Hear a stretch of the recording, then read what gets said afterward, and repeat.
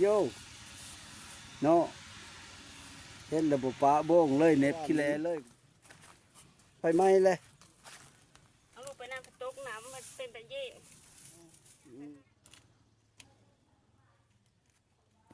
สองทางติดต่อมุนซ้อเสียงผู้ไทย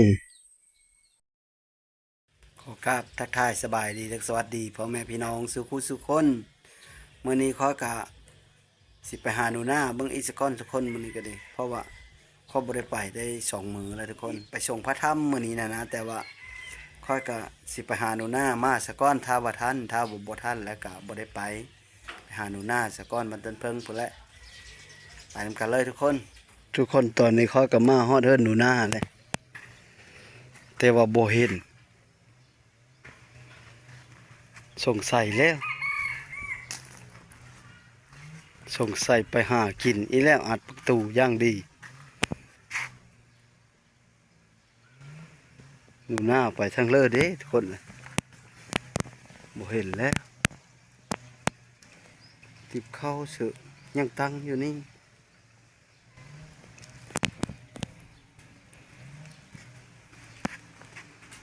แล้วหนูหน้าไปทางเลอเด้บ้านจะกระไปเมื่อนี้นะ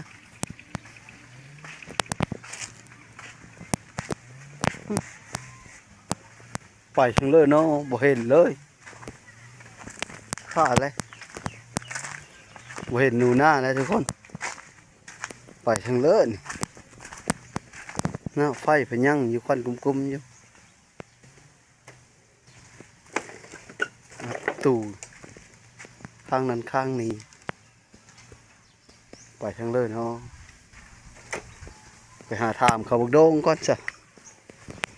ถามเชลมันก็ เซ็ตบาทนี่เขาบอกยู่แล้วเขาไปหากินแล้วบอกเห็นเลย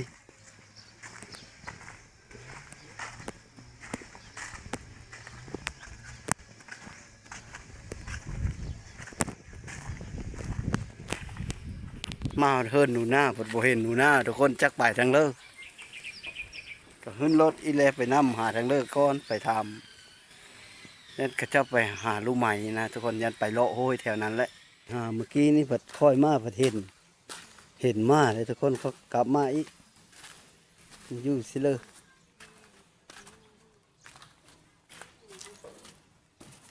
เดี๋ยว สบายดีสบายดีพ่อแม่พี่น้องพ่อแม่พี่น้อง สู้ครูสู้คนสู้ครูสู้คน กินข้าวล่ะย่างไปเพื่อสกินนี่นะฮะ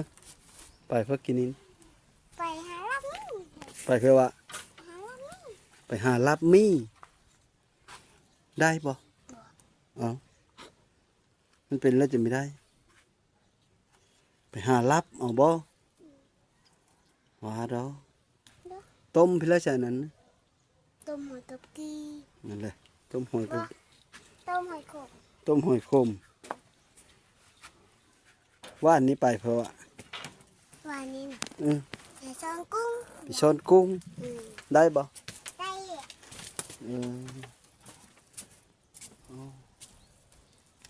ต้มหอยคมคือเสื้อน้ำน้อยแต่ซะคือบ่มีไฟซะ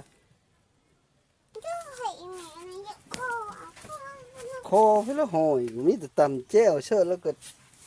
เชื่อน้ำลายๆแล้วก็กินเลยจำน้ำมันหรอวะก็หล่นแกงหอยหรอวะเฮ็ดในนั้นหรอวะนะตื่มน้ำอีฮะ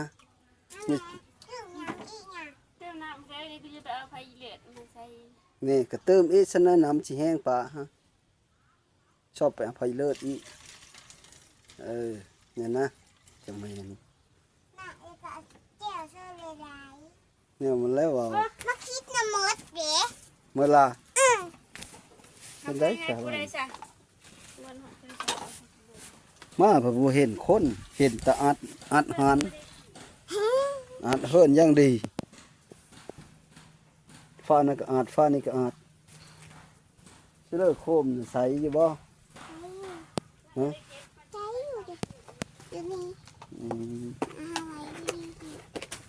อืม ตื่นมาเอาไว้อยู่กับ ถึงเมื่อเฮาว่าอยู่กับขึ้นมาละไต้บ่ เด้อ ไปการจักเธอล่ะ ตามคือเธอน้องเด้อ การเท่าเลยอย่าว่าไปการจีน่ายมื้อแรงก็ดิชวนอีแม่ไปการจีน่ายเด้อวะจักบ่จีน่ายเคยการบ่จีแล้วจีน่ายนะเขาการได้เท่าใด อยู่กลางอยู่เชี่ยว ทงหน้าพอแล้วเอาทงหน้าพอแล้ว ของหน้าผม ออกไปการตามทงหน้านะจีน่ายมันไต่อยู่ตามคะน้านะเอาก็จับเอากันป้อนชะโกดแล้วก็มาเมื่อเช้าก็โคกินใส่แล้วก็โคกิน เขาไปการจะแซวคำมาเลยแต่ว่ากูหินได้ การจีน่ายการเขตน้อยนะ เขตหน้าสวยนี่เหรอมีแต่เอามาเผา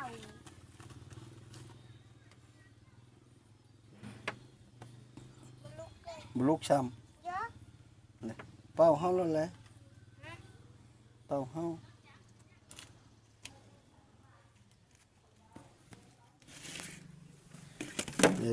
อุ่นเขาวเย็นนี่เนาะซ้ำนี้ก็พอแล้วหนึ่งเขาต้นตีมนั้นนี้เด้ บ่ มีบ่มีเท่านี้บ่ มีเขาก็เย็นหน่อย เออ เขาลืมอุ่นตีบนั้นนะ ลืมอุ่น เยอะ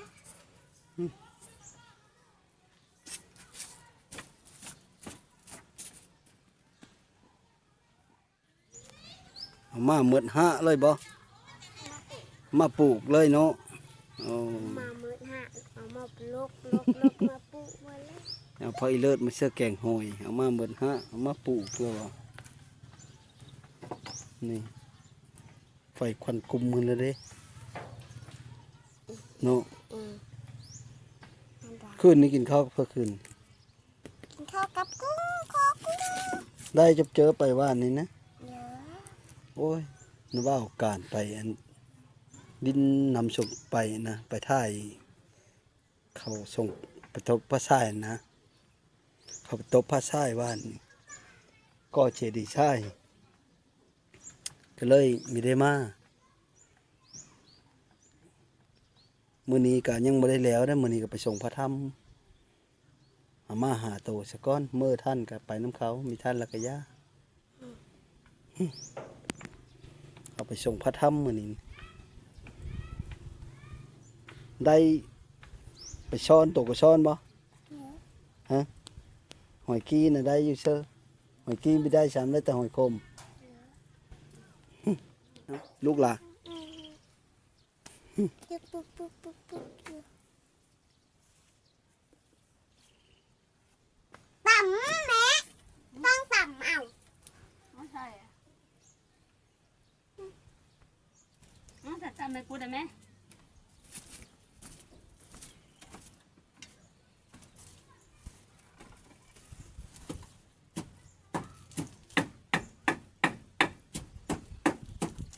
เบิ้งหนึงก็จับคกล่ะวะเบิ้งหนึงก็จับปะคกอย่ามันโดดเข้าปาก โยตาโล่งเฮ้ยเนาะตานกเขา มันก็เฮาเลย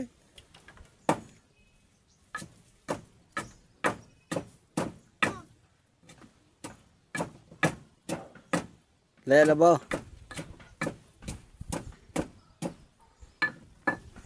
โอเล่แย่นะ ตำเสื้อแกงหอยแล้ววันนี้อีแม่แล้วเอามาเสื้อแม่วันนี้ แม่เละแล้ว กูมาตอกเลยไม่ได้ให้กระบุได้ มันเละแล้ว ให้กิ้งก็ได้จะตอกให้เป็ดโอ้ยตายค่ะ โอ้การอะไรเนาะจักจะเตาะตะปูทั้งเยเฮ็ดกินกับป้านนั้น ตาสางเย่ สางเย็บตามโป๊กๆน้อยหนึงแล้วแหละหนูนาก็ดิ ที่ได้ไปเป็นในนั้น เดี๋ยวนั่นแหละ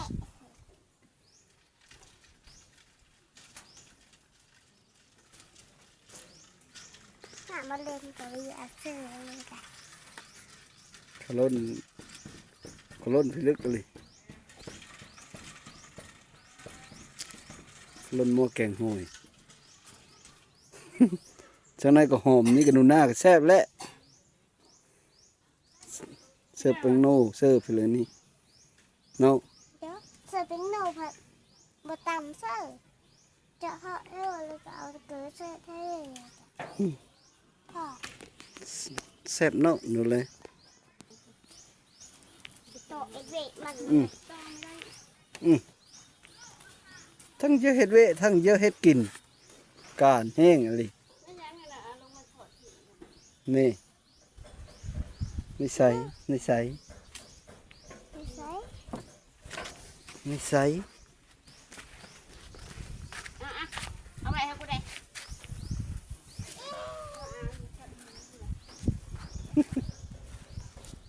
เดี๋ยวเราก็ทำให้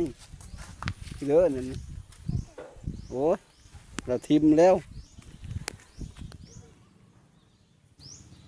ต่อไว้หันหล่ะนี่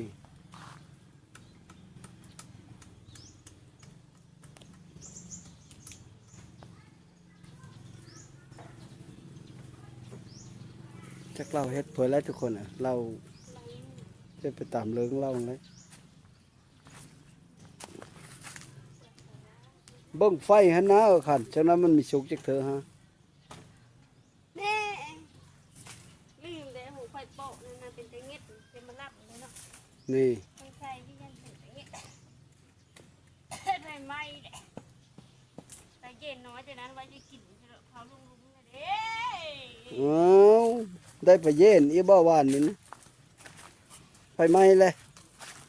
เอาลูกไปนั่งกระตกน้ำมันเป็นตะเย็น อื แต่ ม หาเพิ่งไม่กี่ไปแต่ไปเป็นไม่กี่ผู้ใหญ่แล้วก็ไปจัดนั่นแหละสายยานะ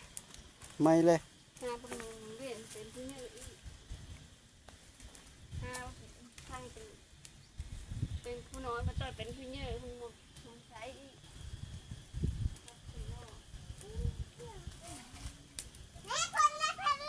อืม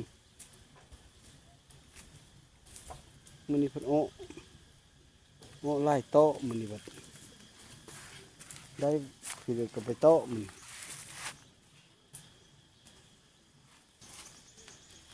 มันมีบ่ มันก็บ่ได้แล้วมันกรีดเพิ่นเลยเสื้อได้มันใหญ่มันกรีด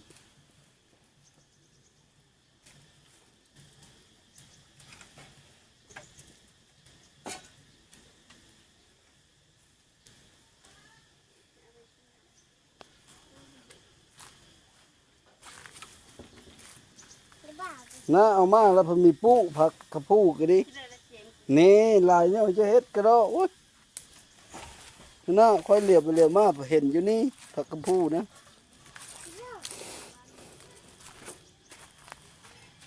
เราลืมปุ๊แล้วว่ะ จับวงชับแม่ ปุ๊แล้ว ปุ๊เส เดี๋ยวเสืออีแล้วว่าเหยียบ เฮ้ย เดี๋ยวเสืออย่าว่าเหยียบมัน เพื่อเราเย็บเบา มาตุ้มนะตั้งอยู่หันแหละตั้งขายอยู่หัน อืม แล้วยังไปนอนน้ เอาเนี่ยการร้ายปุ๊มันแล้วสะก้อนเขาโทรมาบ่ ำเขาโทรมาตะกูคุณ โอ้เขาเอาเขาตั้งแคมป์เพราะปัดปูเลิกแถวขันมันตายได้ปูเลิกเลย ตัวนี้นะตั้งเข็มหมูเขาออกผล อืม เขาอันนั้นเขาจะพีบูเขาจะห้องจะอบเขาจะเอา น้ำ เช้า มัน นะ ก็เจ้ามึงไปเอาปืนน้ำฉีดกูก่อ เช้าน ลูกไม่น่า หมู่ชุมหืนด่านนะบ่ มือหนึ่ง หมู่ชุมหืนด่านน้ำเจ้านะบ่ โบได้เข้าไปคืนนี้ เออ ไปคืนนี้ ก็ไปคืนนี่ มันก็แม่นบ่คนนะ ไปคืนนี้นะมันแม่นคนได้หั่นดา เดี๋ยวแม่นบ่ใช่ไทยบ้านเฮานะแม่นบ่เออ ให้บ้านนี่เลยให้บ้านนี่เลยต้องเหมือนกัน แล้วบ่ชินไหมนะค่อยมาเฮิรนะคือมีเห็ดนุง มาเลยเดี๋ยวจะเอามาเถอะมันนั่นเอาคนอื่นคนเดียวเอา ค่อยมาเฮิร5 ผืนน่ะเด้ พันนั่นเลย ท่านได้นุงชำ ต้มจะอาเปล่าบ่ไอ้พ่อคนนั้นไอ้พ่อในบทคนนั้นแล้วก็มันคนนั้น เฮิรเจ้าได้ค่อยเฮิรเจ้าได้ค่อยบ่ได้เฮิรผู้อื่นได้ผู้ใหญ่เพิ่นฝากเงินมาเฮิรชื่อชิ้นเฮิรเจ้าก็เฮิรเจ้าแล้วเปล่าเจ้าก็นุงก็ค่อยเบิ่งแหน่จักถือพอได้เพิ่นเห็น นี่เพิ่นบ่เห็น เราคนแก่งหอยเลยนะเอ้ย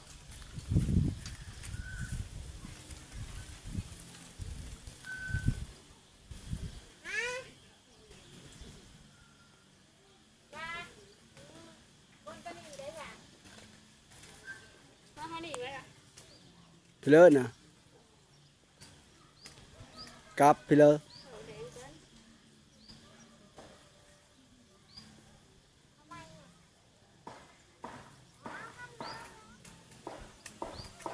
เขาไม่บ่เขาโคทุกคนเขาอย่าว่าเอายาจีน้อยเชื่อเชื่ออย่าว่าเอายาจีน้อยเชื่อเชื่อ มาหลายไปใช้เงิน นี่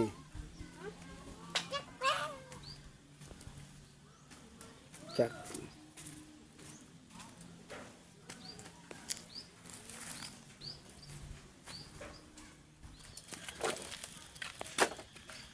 ซีมเลย อร่อยไหมจ๊ะ แซ่บบ่ฮะ เอาบุ้งอันนี้สิ บ่งใหญ่แต่ซีมนะบ่งเหลกแดงนะเด้ บ่ใหญ่อยู่หั่นได้ลงไปกิน อยู่หลุมหันบ่อ๋อเถอะ คนแรกเลย พอดีบ่ ครับผม อ๋อครับผมอีกบาท ครับผมได้ โหเลยลูกชายก็โหเลยอร่อยไหมจ๊ะเราก็บอกครับผมว่า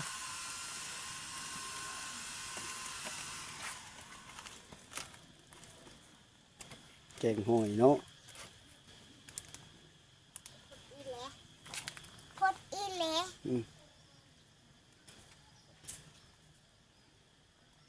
มันสุกแล้วก็ลงมาปรุงเลย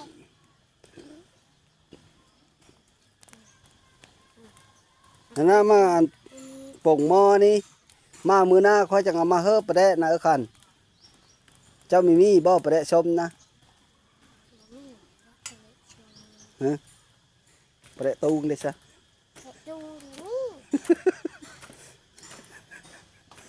นี่แต่ประเดะตูงบ่ประเดะชมมีบ่ บ่ มาเถอะนะค่อยจะขอน้ำเมมาเฮิบ ปองนี่ขึ้นชิมนี่แซ่บที่ไหน อ่าสุดยอดเลยเอาเบอร์มันละว่าป่งนะไม้บ่ช้ำมันก็เอาเบอร์มาโหดนะเสร็จฮอนนะ เจ๊เจ๊ นี่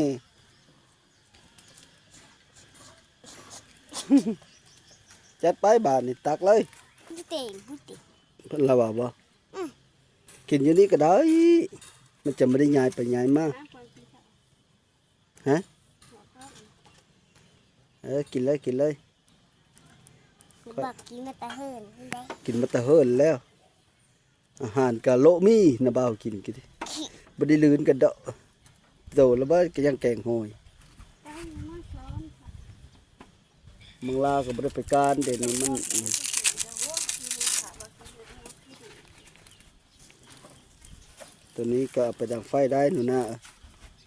เด้อกาบมันโตไปเสื้อไฟลุกด้วยนี่แหละนึ่งข้าวสุกย้อนได้เด้อล้างมือแล้วบ่ตัวนะล้างมือเลยเต็มพร้อมกินข้าวนะแม่ตัวเอ็ดสุกเลยล้างอี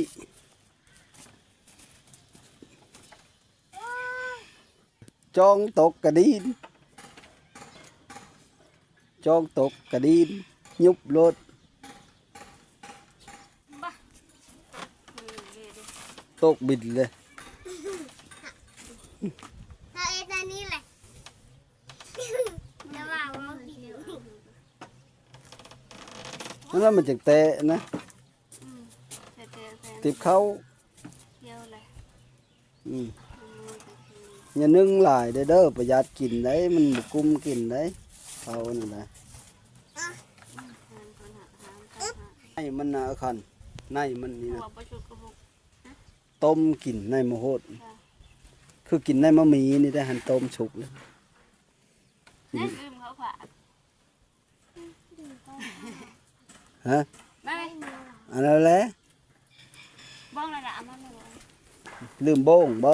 เอาจัดไปโบ้งกับบริล่าง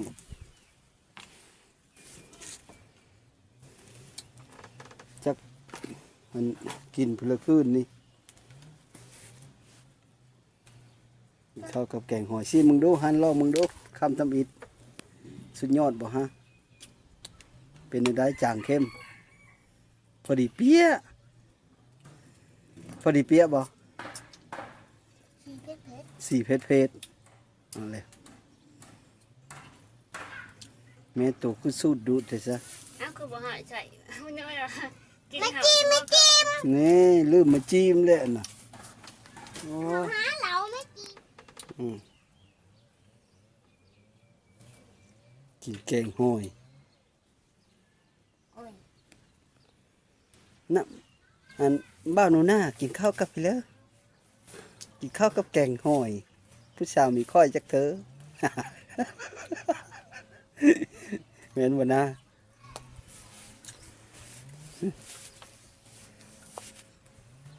ผู้สาวซื้อเจ้าวันเนเลอร์คนแต่เก่าไปแอนผู้สาวซื้อค่อยกับสาวหอยเบ้าบุค่อยจักเธอว่ะนี่แซ่บแล้วได้บานนี่ว่านี่นะกุ้งบ่ได้จับเจอเนาะไปหากันดิอย่าหาย ตังหาตังค์มาซื้อมัน หาแต่มาเชิญผู้ว่านี่นะบ่ได้ไปบ้านเมืองเลิศนะบ้าวมาเพิ่นบ่เห็นได้ไปจะเห็นท้องไปนะจะไปหาเบิ่งชุมโตไปซ้อนนะ เยอะเลยจะบอกว่าไม่เหมือนทาละ เมื่อยท่าแล้วเมื่อยท่าแล้วไปบ่นี่แหละมื้ออื่นไปบ่มื้ออื่นบ่คันมื้ออื่นไปบ่ไปซ้อนนั่นเขาจะไปเบิ่งจุมเจ้าซ้อนนี่คำบันไดเขาก็ ทางหนึ่งทางพี่ทางหนึ่งพี่ รอหุ่นเหนื่อยเลยบ่ ขึ้นมาตอนเป็นผู้หน่อยอย่างเมื่อไร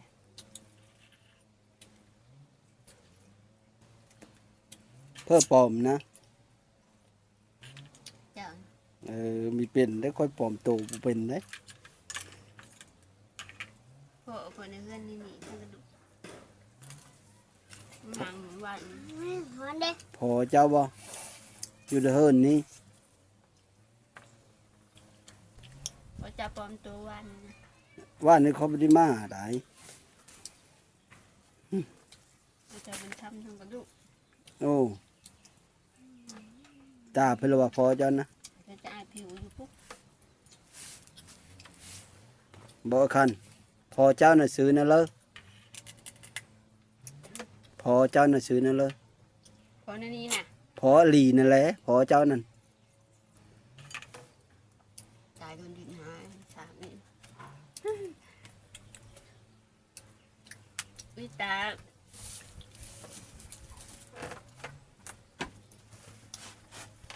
จานข้องเอามาตัวใส่แล้ว ตาตาลิ้นทอง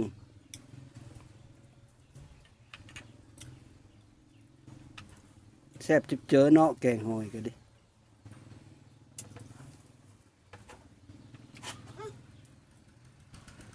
น้ำมันดำย้อนอันเสื้ออันเขาเบอร์นะบ่เสื้ออันเขาไม้นะบ่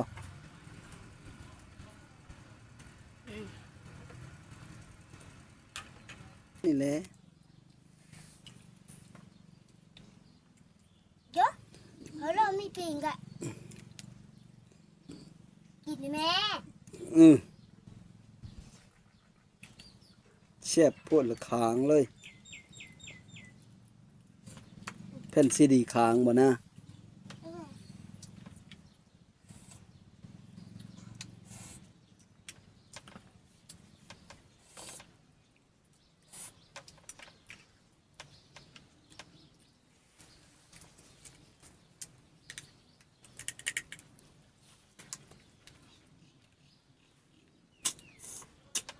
ดีจุบจอกแล้วเด้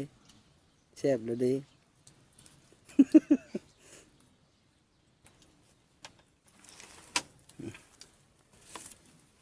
เอาไว้ไปซื้อมี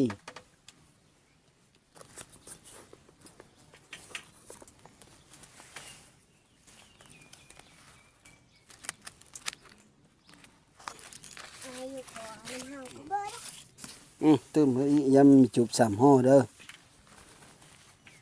มันได้3ห่อพอได้ อืมแม่นเงินพูดเลยเราสิเงินบ้านี่แหละเอาเฮ้อโตเพื่อโตซื้อมีกิน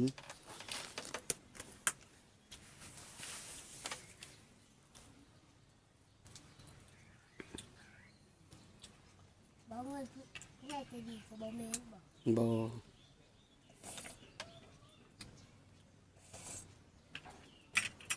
กับเงินนะบ้าว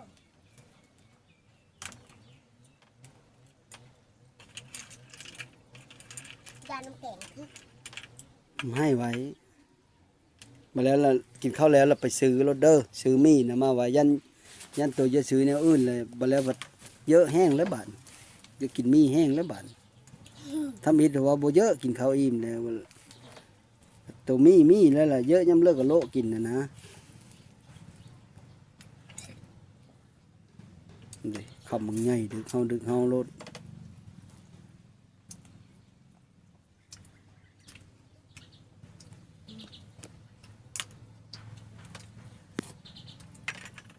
ขึ้นมาสิเบิ่งเดี๋ยวขามล่ะ เอาเลยเชื่อคำไว้ก็ได้ เยอะ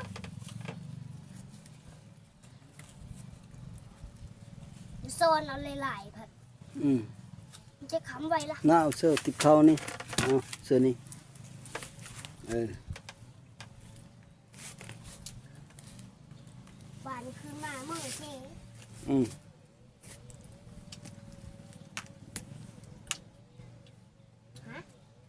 เนื้อตีนหน่อยเลยบ่ได้อีกว่ะ เอาเลยมอเตอทั้งแม่จะกองกับพูนอยู่ทั้งลูกผัดซีโน่ฮาโน่หนึ่ง เลือกห แล้วขันจิ้มไว้หนูหน้าจิ้มชาเนาะกัดก้นที่บ้าน กัดก้นก็ได้เหี่ยวก็ดีจูบเอากับน้ำ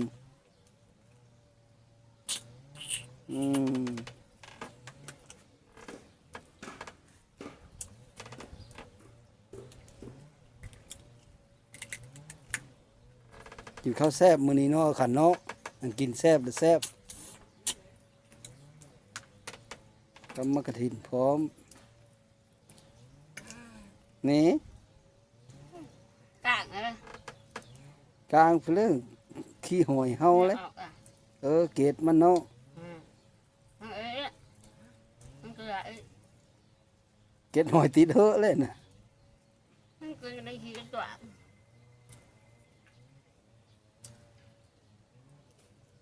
ถ้าว่ามึงเกิดชื่อพระชื่อเด็ดเขาคือหอยเกิดหอยหาไปมันล้างออก อ๋อแล้วบ่นะ เด้ ถ้าตัวเดียวนี่ อันเดียวนั้นบ่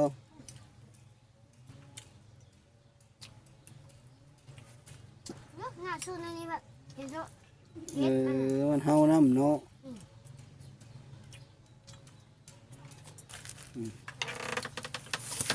อิ่ม อิ่มเลย เอาไป เสร็จบาด โอ้หนูหน้าก็โหบาดเลยสิหนีบสินน้อยบ่ ไม่แปลนี่ เป็นหนีบบ่สิเฮ็ดบาดแซ่บมันโน่เลยบ่ยิ้มจักเธอ แกงมันแซ่บจะอิ่มแล้วแหละ หนูหน้าแม่ตัวน่ะแผ่นซีดีค้างอีแหละจอดนั่นแล้วเนี่ย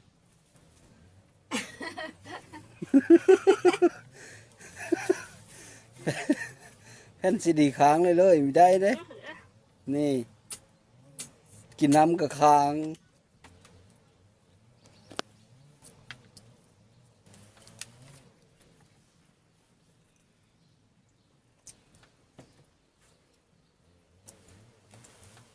หายอีเลยค่ะ ค้างอีละว่า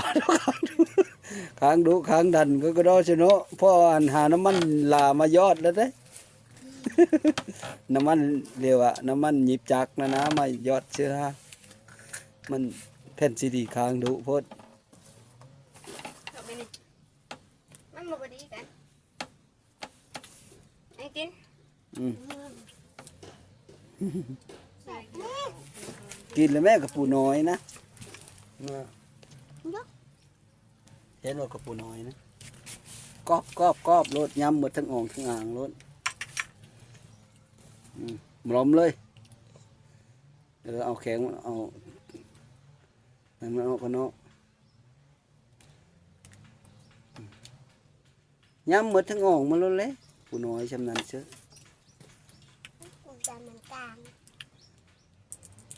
เอายันมันกลางวันนี้ เอายานมันกลาง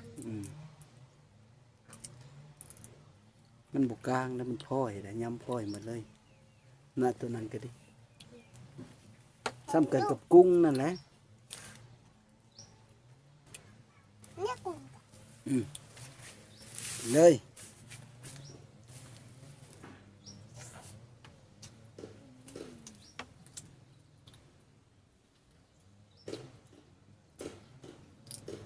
เฮ้ย หนาวแล้วนะมาหนาวแล้วบ่ดมมึงก่อน หนาวแล้ว ทิม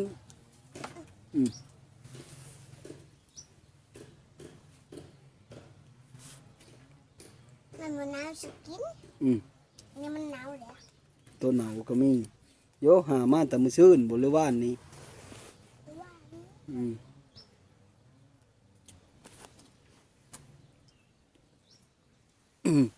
ว่านนี้นะบ่าวได้ยินเขาเว้าเสียเว่าชุมตกไปหากินนะว่านนี้แม่ละว่าคันได้หลายบ่ ไม่ได้เพื่อนอะชอบคนมาเดินฮัน ฮอดเสียวะ เลาะขึ้นไปอีกอ่ะ ฮอดบ่อนที่เฮาไปนะบ่แต่กลับมาเลาะลงมีได้บ่เลาะลงเลิกบ่เออ เลาะลงไปพื้นน่ะเลิกเลาะไปหันน่ะบอก เลาะลงน่ะเลิกเด็กน้อยนี่แหละสิมาสิรอดตายเนาะ พาลง ยา น้ำ สิง ฮะ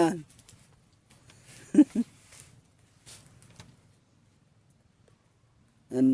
ไปอยู่อันห้วยชอดนะพักไอ้เลิศหลายๆนะบ่ได้แกงหอยกินจักเธอเลย มีน้ำมีลูกน้ำตัวห้ามจักมันกินน้ำเถอะ จะห้าม ป่าเด้เป็นหมู่ลูดๆขันเดี๋ยวหันนะชิมเจ้าเพิ่นมีต้องเอางมเอาแล้วแหละพากันงมเอาก็ได้การตาอันหาเบอร์เตยนะบ่เบอร์เตยนะมาเอาอยู่อันห้วยมาไหนพี่บ่ห้วยกะละเกดพี่บ่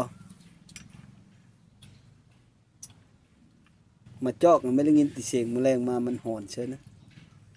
กิน เมียนั่นนอนหลับปากกูมึงก็ แน่นั้นแล้วเสียงมาจอกว่า ก็ยา จอกจักจอกจักจอกจักลายโตเด้มากินไก่ในบ้าวปีนั้นโอ้ยคันมันลงมาทั้งบ้านพี่ได้อันใดมาฮอดบ้านกูหินปุ๊มาจอกฝูงหนึ่งมาปีนั้น มันเฮาเคาะเลยละเมิดไก่ย่างตัวบินขึ้นไปไหมตัวเลอะบินอยู่ตามขี้ดินนะโอ้ยไม่ได้ย่างครบจนเมิดกองกระพูนอยู่ไปมื้อเช้าโตกินก็กินโตมีกินครบทิมมาจอกฝูงนั้น อยู่บ้านนี้เสือไก่จะมีอยู่เถอะหมดเลย บ้าวเมื่อไรบ้านนี้เด้อยิ้มได้แล้วว่ากินข้าวนะตัวไปซื้อมาไว้แล้วเด้อมีเนี่ยเด้อขอบคุณเด้ ขอบคุณผู้ใหญ่ใจดี ขอขอบอกขอบใจ ขอบคุณมุกขอบใจ น้ำพ่อแม่พี่น้อง ผมพาอยู่ไปชีมองพ้นเพอเกอมันข้องหายกูฮะว่าไง นี่ แม่ก็บอกอะไรความเพื่อพรเนี่ยเลยว่าเนี่ยเว้าเจิมๆด้วยกันความเพื่อพรเนี่ยเลยอยู่ดีมีแห้ง ก็จะดีมีแห้ง ปีเก้าพันไป เก่าผ่านไป ปีใหม่เล่าไทยมาฮอดแล้ว ปีใหม่เท่า เล่าไทยมาฮอดแล้วกะ ขอให้อยู่ดีมีแห้ง แล้วก็ ขอให้อยู่ดีมีแห้ง ขออยู่ดีมีแห้ง เพื่อลำเพื่อโรย ขอล้ำเฮอโลย สุขุสุขคนเด้อ ผู้ชุกคนเด้อ พ่อแม่พี่น้องป้าลุง พ่อแม่พี่น้องป้าลุง ก็อยู่เย็นเป็นสุข ก็อยู่เย็นเป็นชุก สนุกสำบาย สนุกสบาย สุขกายสบายใจ สุขกายสบายใจ สบายดี สบายดี สาธุ ตัวแม่ ทุกคนบ้านนี้เขากะสิได้เมื่อและมาเบิ่งจอบเบิ่งติดตามเบิ่งหนูนามื้อนี้กะถือว่าโอเคอยู่เอาตัวรอดไปหาหอยหานั้นมาแกงกินเอาตัวรอดได้อยู่หนูนามื้อนี้ร้อยแล้วกินข้าวอิ่มแล้วกะสุดท้ายก็ขอขอบอกขอบใจนำพ่อแม่พี่น้อง ที่เข้ามาติดตามรับชมก็ขอให้อยู่ดีมีแห้งสุขุสุขคนเด้อปีใหม่แล้วกะ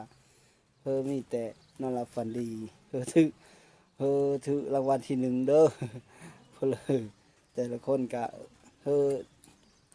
ฮ็ดไปเลยก็เฮามาคว้าเลยก็เฮาได้สมความมุ่งมั่นปรารถนาเฮาหังเฮามีเฮาลำเฮาโรยความโศกเศร้าหมองใจจะได้มีเด้อหายโพยหายไผ่หายพยาธิโรคค่าอยู่เย็นเป็นสุขสนุกสบายสุขกายสบายใจบายดีอ่ะน้าเบาเข้าเพิ่นเอาสติปไว้เอาอ้อสติปไว้เด้อไปซื้อซะได้มีนี่ได้